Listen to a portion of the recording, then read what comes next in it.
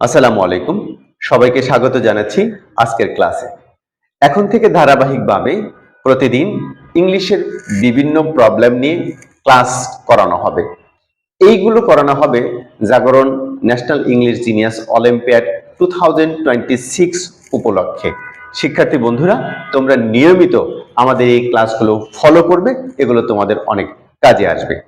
আজকে আমরা লিখেছি বোর্ডে যে confusion of parts of speech, অর্থাৎ পার্টস অফ স্পিচ নিয়ে অনেক রকম কনফিউশন আছে।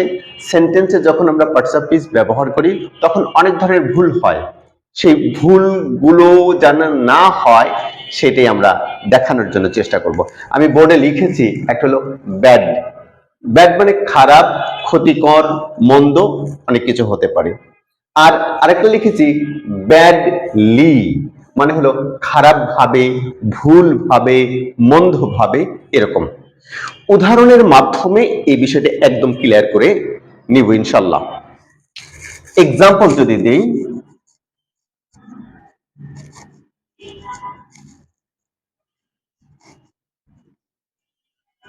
the milk has gone badly।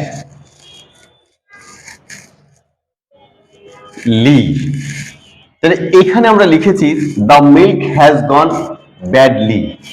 এটা কারেক্ট কিনা? কিন্তু এই শব্দটা আনডাউটলি, নিঃসন্দেহভাবে এটা ভুলভাবে ইউজ হয়েছে। এটা কি হয়েছে?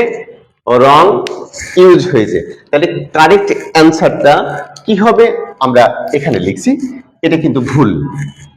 কারেক্ট অ্যান্সারটা হবে এটা, the milk has gone bad। এটা মানে খারাপ ভাবে, আর এটা মানে হলো খারাপ। তাহলে আমরা এখানে দেখলাম যে আগে লিখেছিলাম ব্যাডলি, কিন্তু পরে লিখলাম কি? ব্যাড। অর্থাৎ দুধটা খারাপ হয়ে গিয়েছিল, খারাপ ভাবে হয়ে গিয়েছিল এটা না, কিন্তু কথাটা শুনতে কিন্তু একটু খটকা লাগে। যদি নিয়মিত ইংলিশের প্র্যাকটিস থাকে তাহলে এটা কিন্তু একদম সহজ। কারেক্ট ইউজ হবে ব্যাড। তাহলে এবার আমরা একটু দেখব যে ব্যাড এবং কি ব্যাডলির মধ্যে পার্থক্যটা কোথায়, কোনটা কোন পার্টস অফ স্পিচ। আমরা দেখব যে অ্যাডজেক্টিভ কাকে মডিফাই করে, অ্যাডভার্ব কাকে মডিফাই করে। আমরা এখানে লিখেছি অ্যান অ্যাডজেক্টিভ মডিফাইজ নাউন। কাকে মডিফাই করে? নাউনের কে মডিফাই করে, নাউনকে মডিফাই করে। অর্থাৎ নাউনের আগে বা পরে বসে নাউন সম্পর্কে কিছু বর্ণনা বা ডেসক্রিপশন দেয়। আর অ্যাডভার্বটা মডিফাই করে কাকে? ভার্বকে। হয় ভার্বের পরে বসে ভার্ব সম্পর্কে অতিরিক্ত তথ্য দেয়। এটা অবশ্যই আমাদের কি করতে হবে? মনে রাখতে হবে। দ্বিতীয় যে সেন্টেন্সটি আমরা বোর্ডে লিখেছি সেখানে লিখেছিলাম যে I have done bad in the exam. নিচের সেন্টেন্সে লিখেছি I have done badly in the exam. প্রথম সেন্টেন্সটা কিন্তু শুনতে একটু ব্যাখ্যা মনে হয়, খাপ ছাড়া মনে হয়, কেমন যেন মানে খটখটে মনে হয় যে I have done bad in the exam.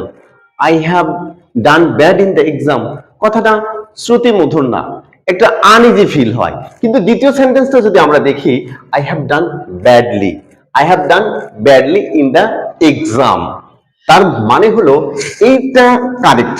এখন কেন কারেক্ট? এই ব্যাডলি এটা হলো অ্যাডভার্ব। অ্যাডভার্বের কাজ হলো কাকে মডিফাই করা? ভার্বকে মডিফাই করা। কাকে মডিফাই করে? ভার্বকে মডিফাই করে। এই জন্য এইটা কারেক্ট। আর এই ব্যাডটা হলো কি? এই ব্যাড হলো অ্যাডজেক্টিভ। এ কাকে মডিফাই করবে? নাউনকে মডিফাই করবে। নিয়মিত যদি ইংলিশ প্র্যাকটিস করা হয় তাহলে এই ভুলগুলো দূর হবে এবং শিক্ষার্থীদের মনের মধ্যে কনফিডেন্স বাড়বে। Practice makes a man perfect.